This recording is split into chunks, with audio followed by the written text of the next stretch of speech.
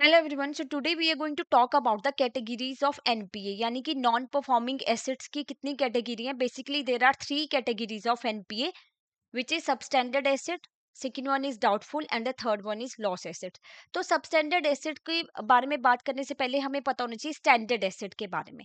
Standard asset वो वाले loan हैं जो एनपीए नहीं हुए हैं और बोरोवर जो है टाइम से वो अपनी ईएमआई को पे कर रहा है। So that will be in the category of standard और वहां पे बैंक को रिस्क नहीं होता। फिर आते हैं हमारे सबस्टैंडर्ड एसेट्स। सबस्टैंडर्ड एसेट कौन से होते हैं?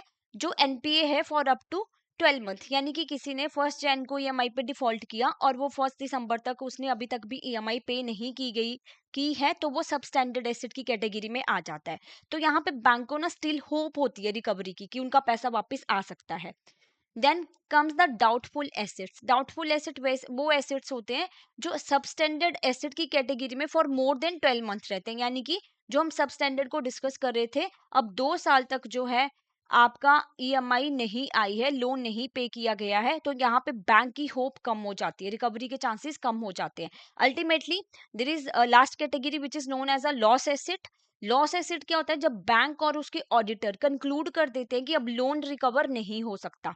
यानी कि मान लीजिए किसी कंपनी ने बैंक से लोन लिया था, अब कंपनी इंसॉल्वेंट होगी, उसके एसेट्स भी सेल हो गए, लोन रिकवरी भी स्टार्ट हुई थी, बट फिर भी अमाउंट रिकवर नहीं हो पाया, तो फिर बैंक ने कंक्लूड कर दिया कि अब ये लॉस एसेट है, यहाँ से हमें कोई अमाउंट अब रिकवर नहीं हो पाएगा।